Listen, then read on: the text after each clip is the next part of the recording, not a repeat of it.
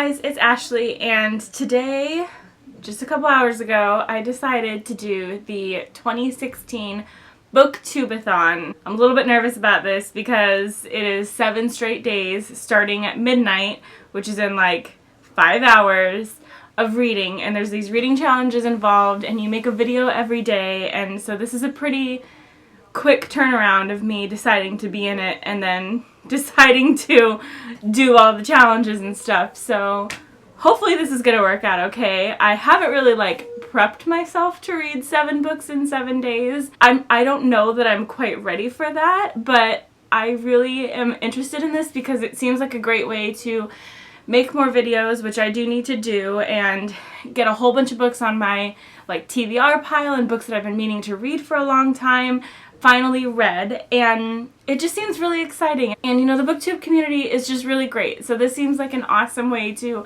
be more involved in it and just be really immersed in my reading life. So I'm going to talk today about my TBR for the 2016 Booktube-a-thon. So the first reading challenge for the Booktube-a-thon is to read a book with yellow on it, and for this one I chose Vengeance Road by Erin Bowman. I got this back in November, and the premise of it just seemed really awesome. It's a YA Western, which I don't hear very many of and I don't see very often, so it seems really awesome, and the cover is gorgeous. It does have yellow in it.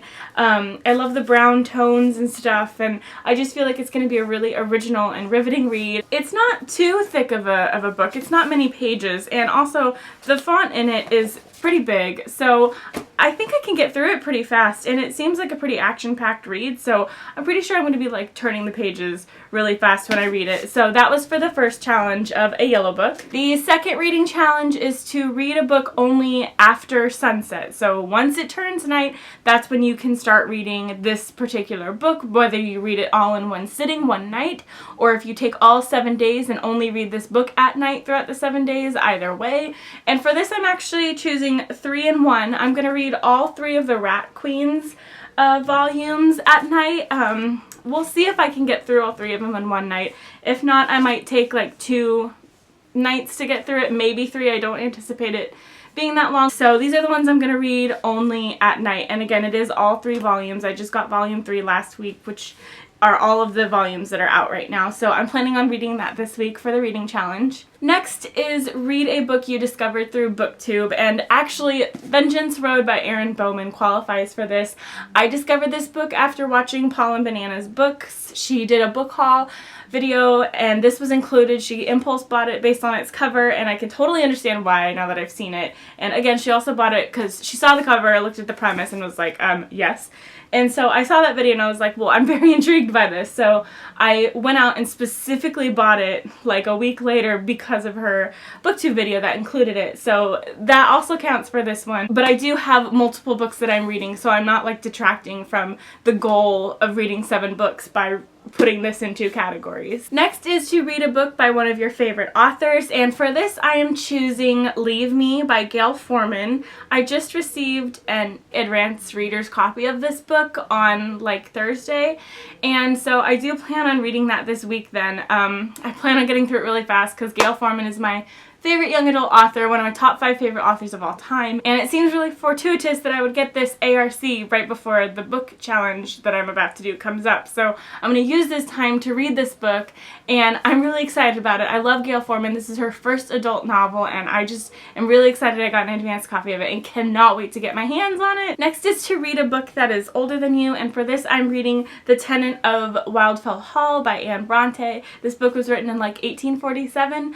I believe, and I've been reading to read an Anne Bronte for a very long time. This seemed like the right opportunity. I am wanting to get back into some classics lately because I've just been reading a lot of young adult, and I feel like to get out of the genre I need to read a classic because that will kind of break out of the tropes I've been seeing a lot of because I've been reading so much YA. This will give me some new characters, some new plot lines, and some new writing styles. Yeah, very old book. Very excited to get into this. I am just, all of these books that are going to be read this week that I'm doing, I'm so excited for, and I'm so glad I have this opportunity to read all of these at this time. I'm just, it's so great. The 6th challenge is to read and watch a book to movie adaptation, and it was actually really hard to find one that I hadn't either read the book or watched the movie for. I found that I've pretty much always done either one or the other, but I finally did come up with one, and it's The Maze Runner, which is actually one of the books in my TBR jar, so I could take this out of there, but I've neither seen the movie nor read the book, so that's what I'm going to be doing for this one. And I've actually heard from some people that the movie is better than the book in this case, but there's a lot of mixed opinions on it, so I'm excited to gather my own opinions on it. It seems also like it's going to be a really fast read again because it's a dystopia, it's really action-packed again, so I think I can get through this pretty fast.